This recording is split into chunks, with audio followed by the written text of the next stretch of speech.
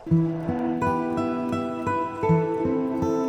po ba kahirap mamagitan po sa mga residente nag-aaway pag ganyan? Naku, minsan nahirap talaga. Minsan inaabot na pati kami nababastos. Lalo yung mga medyo pasaway na may kaso. Pati kami minsan hindi na rin iginagalang.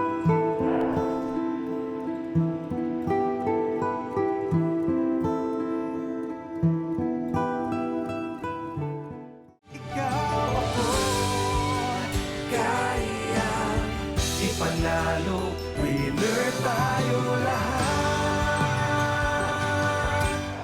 Jelly, ano naman ang sabi ni Pat tungkol naman dito sa problema ng mga lupong taga-pamayapa dito po sa isa sa pinakamalaking barangay dito sa Tondo, Manila? Yan naman ang aalamin natin sa report ni Pat. Pat, ano ba ang balita dyan? Ang barangay ang pinakamalapit na tanggapan ng pamahalaan sa mga komunidad. Dito nagsisimula ang pagpapatupad ng mga polisiya o batas na nakapagpapanatili ng kalinisan at kaayusan.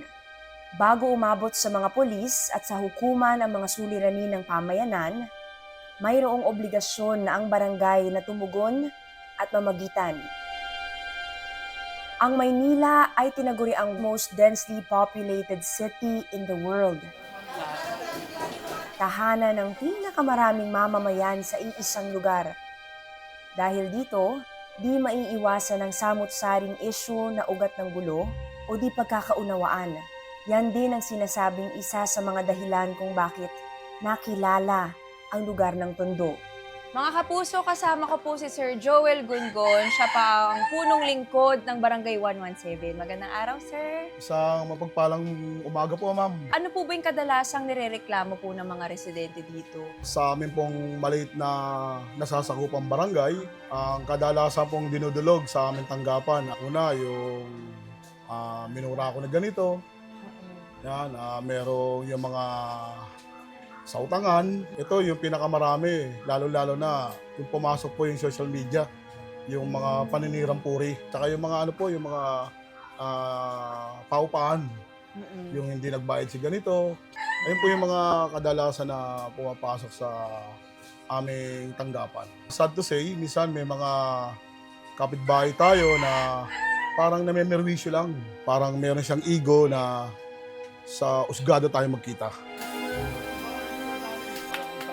Sa mga nabanggit niyo po na problema kanina, gaano po ba kahanda ang barangay para may resolve po yung mga problemang nabanggit kanina sa barangay? Sa amin pong tanggapan ay hindi po nawawalan ng tao dyan.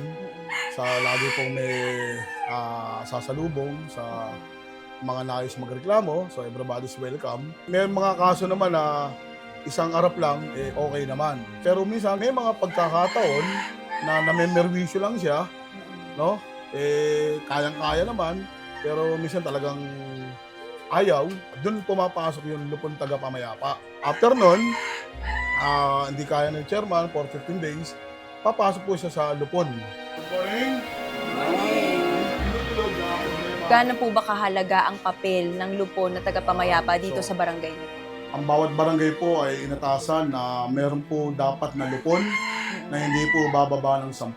10 miyembro po ito. Yes, so 10 to 20 na lupon ang dapat. Ang kaalagaan ng lupon, so siyempre, hindi na kaya na ni chairman, no? Ayun yung time na papasok na siya. Ang nagrereklamo ay pipili po ng 3 lupon kung saan sila ay aarap. Ang lupon naman sa batas po ay binibigyan sila ng 45 days. No? Kaya ang bawat kaso na dudulog sa ating tanggapan, situate na huwag kang lalakpas ng 60 days. Kasi ang barangay ang nilika para yung problema, no, ng mga kaso sa City Hall ay mabawasan. Kaya naman ma-resolve agad ng maayos sa paraan. Doon meron lupon. Pipilitin niya pa, iaayos niya pa na magkasundo yung dalawang panig. Kumbaga mga peacemaker po talaga dito sa barangay. Opo. Nakausap natin ang isang residente ng Barangay 117 na natulungan ng barangay. Kahilingan niyang huwag ilahad ang kanyang pagkakakilanlan. Kaya tawagin na lang natin siyang Sara. Isa na po ako nagreklamo dito sa barangay. Yun po yung tungkol po sa anak ko na sinasabihan po na mga hindi na po magagandang bagay. Na yung anak ko daw po, yung anak daw po nun, hindi daw po ama yung kinakasama po ng anak ko ngayon. Na parang lumalabas na may ibang naging asawa yung anak ko. Bilang po isang magulang, bilang nanay, masakit po na marinig yun. Lalo na sa ibang tao na hindi naman nila alam yung history ng family namin. Sinugod na rin ako nung magulang. Kasi anak po sa anak ko yun. Yung anak po niya, yun nga po yung nagkakalat na yung anak ko, hindi daw nga po yun yung tatay ng bata, ng apo ko. Para po maiwasan na humaba, pumunta po ako sa barangay at inireklamo ko po yun na public scandal, saka po oral defamation kasi nagmumura na po siya sa labas. Pinadalan po nila ako ng sumon bilang isang complainant, saka po yung respondent na on the spot naman po, pinagharap po kami sa barangay para kaunawaan. Nagpaliwanag naman po yung lupon para sa amin.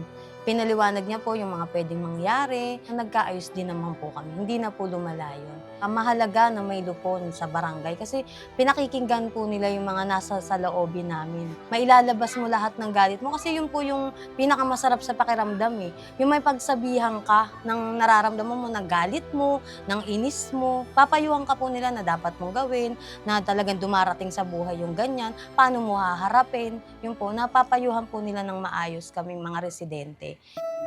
Nakasaad sa Local Government Code of 1991, ang mga barangay ay may lupong tagapamayapa na nagsisilbing tagapamagitan sa iba't ibang uri ng pagtatalo ng mga residente. Pero hindi ito nagiging madali para sa mga bahagi ng lupon, kagaya na lang ni Aling Enya. Ano po ba yung kadalasang problema na nasusolusyon nyo agad? Minsan, yung mag-asawang hindi magkasundo tungkol sa sustento ng anak, yung mga pasaringan ng magkapitbahay, hanggang sa umabot sa hindi maganda. Ganun lang naman ang madalas naming inkwentro sa lupon. Naalala niya po ba yung pinakamalala na naengkwentro nyo dito sa barangay? Ang talagang malala lang namin, yun ng parinigan ng mga magkakapitbahay, hanggang sa umabot sila sa hindi maganda, yung magkakamurahan. Gaano po ba kahirap mamagitan po sa mga residente nag-aaway pag ganyan? Naku, minsan nahirap talaga. Minsan inaabot na pati kami nababastos. Lalo yung mga medyo pasaway na may kaso. Pati kami minsan hindi na rin iginagalang. Yung magdadabog sila ng pagsasalita. Hanggang sa minsan umaabot sila sa pag hindi namin sila napagkasundo. Sa loob ng lupon hearing namin, magmumurahan sila. Kaya minsan talagang mag-i-issue kami ng CFA para doon na nila tapusin sa husgado yung kaso nila. Ano po ang nararamdaman nyo na pag di na kayo nire-respeto o sumasagot nga po pa ba lang? Hindi, minsan kahit na medyo sumasama loob namin, hindi namin po pwedeng ipakita yun dahil hahangarin namin talaga yung magkasundo sila eh. Kaya wala kaming karapatan na magalit kami. Basta kami kalmado pa rin. Ganun ang trabaho namin talaga. So kailangan pala kapag membro, kailangan mahaba pasensya. Oh, mahaba pasensya. Totoo yan, nak. kalmado. Totoo yan talaga. Hindi ka po pwede talagang yung galit nila, sabayan mo yung galit nila. Hindi po pwede talaga. Kinakailangan kami kalmado talaga. Sasabihin lang nila, lupon, madaling hanap buhay, madaling trabaho. Hindi na. Minsan nararanasan din namin yung mabastos kami. Paano po ba kaya sa tingin nyo mapapalakas pa at talagang mapapatibay ang inyong ahensya po? Sa pagiging lupon naman, para tumagal kami, lahat naman ng kasamahan ko sa pagiging lupon, ano naman sila, lahat yung supportive naman. Yun nga lang talaga, may kaliitan yung space namin talaga. Malit ang espasyo. Oo, kaya minsan, kundi sa opisina ni Che, sa opisina ng mga staff, doon kami kasi lalo kung may daycare. Siyempre, okupado ng daycare yung second floor namin. Kaya, doon naman sa third floor namin, kaya hindi naman kami laging makasampa. Kasi nga, minsan may mga senior ng lupon, nahihirapan na. Kaya mostly, doon kami sa opisina ni Chi nag-hearing o kaya doon sa opisina ng staff namin.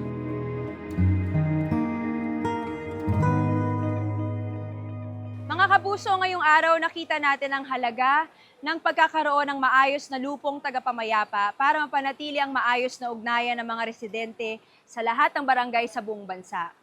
Maayos na pasilidad, dagdag kaalaman at kagamitan ang kanilang kailangan para mas magampanan ang kanilang tungkulin sa kanilang mamamayan. Yan ang kwentong aking tinutukan. Ang tanong ko paano nga ba natin sila matutulungan? Balik muna sa inyo, Jelly at Manoy Wilbert. Ito naman, Manoy, ang naging usapan namin ng eksperto. Marami siyang sinabi at marami siyang gustong isuggest para matulungan natin sila dyan sa Tondo. Ito ang sabi niya. At nandito po tayo sa DILG-NCR at kasama natin si Attorney Racel Jose para ikwento sa atin kung ano ba talaga ang ginagawa ng mga lupon na taga-mapayapa. Tama ba sinabi ko?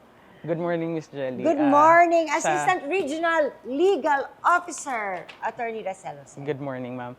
Ang mga lupong tagapamayapa po natin, sila po yung katuwang ni punong barangay sa pag-aayos po ng mga sigalot na nangyayari sa mga magkakapitbahay, sa community. So, bali parang ang first step kapag may problema, pupunta kayo sa barangay. Yes. Ngayon, opo. kapag hindi kayo magkaayos, tsaka kayo pupunta sa lupon na taga-pamayapa. Yes, opo. Let me say na ngayon ko lang nabalitaan na meron palang lupong taga-mapayapa na maliban dun sa pagpunta mo sa barangay kapag may problema ka, may next level pa para talagang maayos ang mga problema. Tama At po hindi yun. kayo umabot sa Court. husgado. Tama po yun, opo. Ano po ba talaga ang kanilang role? And how does it work? Paano ba yun? Ang mga lupong tagapamayapa po, ito po yung katuwang ni punong barangay sa pag-aayos ng mga kaso. Ang papel na ginagampanan po nila is pinamamagitanan po nila yung mga nagtatalong magkakapitbahay, mga miyembro ng komunidad, doon sa mga maliliit na usapin na po pwede namang maayos sa level ng barangay para hindi na sila pumunta sa court. Kailangan bang meron silang background sa law? Kailangan bang abogado sila? Kasi puro gulo to puro may mga problema Hindi actually required na isang abogado ang magiging miyembro ng lupong tagapamayapa, although makakatulong po ito doon sa pag-resolve nila ng mga kaso. Pero at the minimum, ang hinahanap lang po ng batas sa kanila ay dapat sila po yung impartial, independent, walang pinapanigan. In other words, sila po yung mga respected members ng community. Sino pumipili sa kanila? Si Para punong barangay. Si punong Miss barangay ang Jelly. Yes, pinipili opo. sa kanila. Based dun sa mga qualifications na binanggit natin. Impartial, independent, may reputation for probity, mga qualities na nire-respeto sila ng community para maging effective conciliators po sila ng mga nagtatalong community members. Anong ahensya ng gobyerno nagsusupervise dito sa mga lupong tagapamayapa? Primarily, Office of the Punong Barangay. Dahil si Punong Barangay ho ang nagtalaga sila sa kanila bilang mga lupong tagapamayapa. Pero kasama ho dyan, syempre, yung mga local chief executives ho natin, katulad nila Mayor, and the President, of course, through the DILG. So, basically, kayo. Yes. Ano po ba ang mga kaso na pwede nilang dinggin? Kasi, syempre, ito yung sa mga community nila ano yung mga specific cases na pwede nilang asikasuhin? Most of the time, we have to qualify that, Miss Jelly, no? May mga civil cases na pwede silang tanggapin, meron ding mga criminal. Pwede rin pati kriminal? Yes, ma'am. Sa mga civil cases, ito ho yung mga walang kulong na pagtatalo katulad ng utang, kontrata na hindi sinunod, yung mga usaping patungkol sa lupa. Most of the time yan yung mga civil cases na natatanggap nilang ng asikasuhan. Yes, opo. Pagdating naman doon sa mga criminal cases na tinatanggap nila, ito yung mga offenses na may pagkakulong.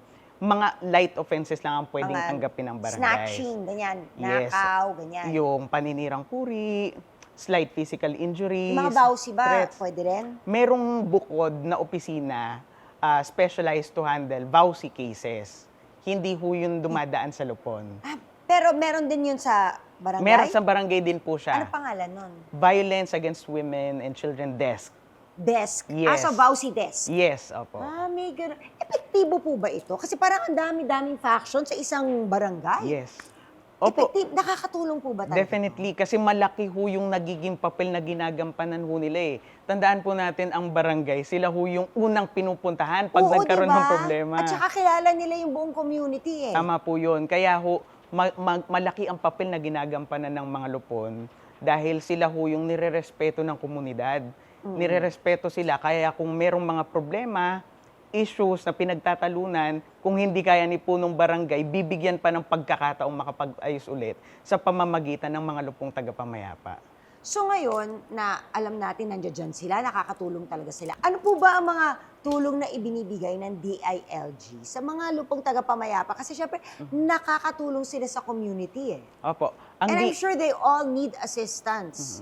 Ang DILG po, tumutulong po ito sa ating mga barangay, particularly sa mga lupong tagapamayapa, sa paraang nagbibigay po yung aming tanggapan ng mga technical assistance, trainings. Kasi nga parang iba-iba ang sitwasyon, Yes. iba-iba ang kailangang kaalaman, Opo. hindi po ba? Technical ho kasi yung ginagampanan nilang papel. At saka hindi biro to eh. Tama po yun. Kaya ho doon ho tumutulong, isang bahagi ng pagtulong ng aming tanggapan ng DILG, yung i-train po sila, i-familiarize sila doon sa mga proseso na dapat ho nilang pagdaanan. Oo. Pangalawa, meron ho ang DILG na tinatawag na Lupong Tagapamayapa Incentives Awards.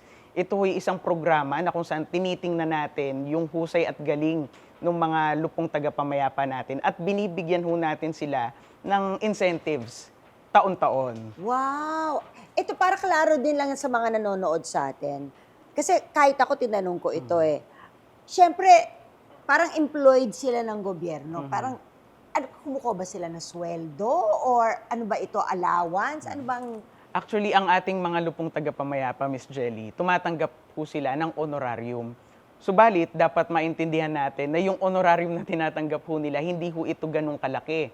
Lalo na kung yung barangay ho nila, maliit lang. Kasi Oo. depende ho sa budget. Most of the time, public service talaga, wala silang So nare-receive. ganito, honorarium lang ang natatanggap nila. Pero kung ano-anong problema ang Tama po tinatahak nila. Para lang aware din ng lahat ng tao na hindi nyo talaga pasweldo sila. Tama Dahil po. sila po ay binibigyan lang ng konting extra para for their effort. Pero Tama po yun. hindi sila swelduhan. So, Tama. huwag nyo sila masyadong awayin. Paano naman po ba matutulungan ng mga miyembro ng Lupon? Sa ganun, maghanap pa na nila ng mas epektibo ang kanilang ginagawa. Alam naman natin na hindi talaga sila kumikita dito para at least ma-assist man sila, they can do their job better. How can we help them or how does DILG help them? Lalo na sa kaso ng Barangay 117 na pinanood natin kanina. Unang-una ho talagang malaking hamon yung budget eh. Ito ho Yes. talaga yung kailangan ng ating barangay in general. Kasi ho dito kinukuha yung pondo para ho umandar yung lupong tagapamayapa ho natin. So yun ho yung primarily nakikita ho nating pangangailangan ng ating mga lupong tagapamayapa in Oo. general. So when you say the budget, ano to, kagamitan nun sa opisina? I mean, they have an office, di ba? Meron silang po. opisina. Pero syempre kailangan nila ng mga assistants, Kagamitan. kagamitan, siguro Opo. mga laptop, mga Tama ganyan, po computer, yun. para mas mapabilis yung mga Opo. trabaho, for the research, Tama. siguro mga printer. Opo, printer, computer. Kasi syempre maraming mga record documents book. na pinapipirmahan. Record book. Yung record book ba ngayon sinusulat pa rin o ano Yes, na? opo. Dalawa po yan. We require, ang DILG ho, itinatakda na sana meron silang manual sa record Manual. book at saka computerized.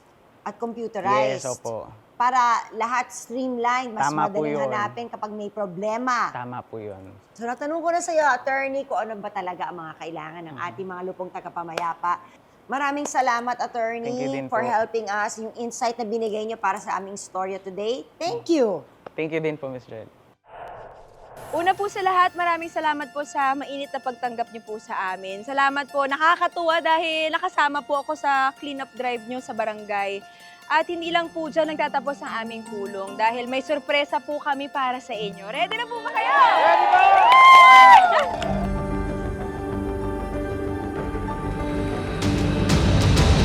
Naway makatulong po ito para sa inyong asosasyon. Ready na po ba kayo? Yay! O, halika, samahan niyo. Kukunin na natin. Congratulations!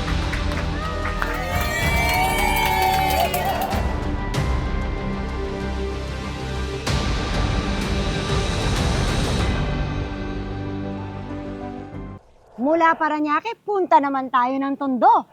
Hello! Ayan! Ang saya-saya namin. Kasama pa rin po natin ngayon, syempre, si Cap Joel, at si Nanay Enyang. Hello! Ikaw kay Manoy. Kaway tayo kay Manoy.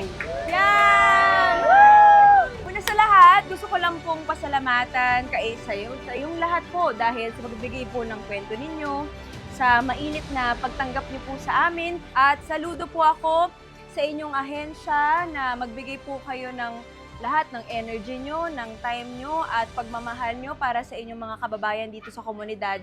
Binibigay nyo po ang lahat para talagang mapanatiling payapa at maayos ang komunidad nyo. Kaya palakpak yun po. Napakahusay po. Siyempre, hindi lang po ako ang proud, pati na rin po lalo na si Manoy Wilbert. At nandito po kami para makinig sa inyong kwento at sa inyong problema. At siyempre, bigyan din namin kayo ng kahit konti po na naway makatulong po ito para sa inyong asosasyon. Ready na po ba kayo? Yay! O, halika, samahan nyo. Kukunin na natin. Congratulations!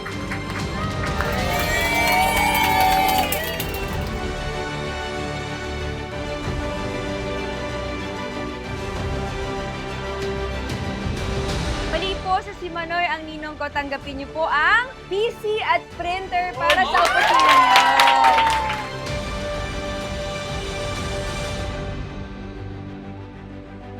At syempre, meron din po tayo mga supplies para sa mas mabilis at mas maayos sa documentation ng mga problemang idinudulog sa inyo. Diba? Para masapagaan din po ang inyong mga buhay. Hindi lang po yan. Meron din po tayong lamesa, upuan, filing cabinet, at mga uniforme para mas mapatatag pa po ang presensya ng inyong opisina. Para kitang-kita kayo, di ba? Sa barangay, malayo pa lang na nasilsilayan na kayo. Tutulong din po ang aming programa para mabigyan kayo ng mga training at seminar para sa dagdag kaalaman na maaaring makatulong sa pagtugon po ninyo sa inyong mga problema. Yay! Kap, ano po ang mensahe natin? Nagpapasalamat po ang buong pamanuan ng Barangay 117 sa pangunguna ng inyong lingkod, punong barangay, Joel Bingon, kasama ang aking mga lupon, ang aking mga kagawad, ang aking mga tanod, ang lahat na nanunungkulan sa aming barangay. Maraming salamat po kay Manoy, ang ninong ko. Yay! Kay Nanay Enyang naman po. Muli po, sa mga dumalo sa aming tanggapan, 117, tulad po ng sinabi ng aming butihing barangay, chairman, kami po ay lubos na nagpapasalamat sa inyo sa lahat ng itinulong niyo sa amin sa araw na ito. At lalong-lalo po kay Manoy, ang ninong ko. Maraming salamat po sa lahat.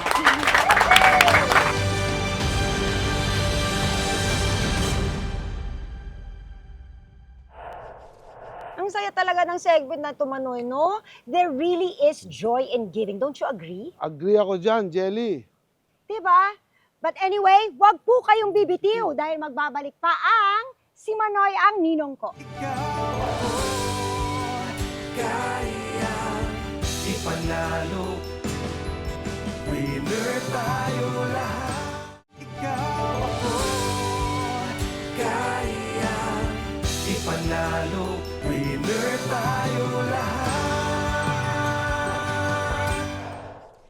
Mission accomplished na naman tayo, Manoy. At syempre, winner talaga ang mga taga San Dionisio, Parañaque City at ang mga taga Tondo, Manila. Good job sa inyo, Jelly at ni Pat, Thank you. at sa mga tumulong sa ating mga experts. Alam mo, Jelly, sa ligtas, malinis, malusog, at payapang mga komunidad, panalo talaga ang taong bayan. Ikaw, ako, tayong lahat, basta tulong-tulong, ang imposible, nagiging posible. Tuloy-tuloy lang tayo sa pagsisikap na maibigay ang dapat para sa Pilipino dahil we deserve better and we must demand better. Sama-sama, malayo pa ang ating mararating hanggang sa maging winner tayo lahat. Maraming salamat mga kapuso. Next week ulit, meron tayong mga kwento ng modern day bayanihan. Kaya abangan niyo yan. Dito lang ang siyempre sa Si Manoy, ang ninong ko. Bye everyone! Bye! Ipanalo kung dadamay bawat isa.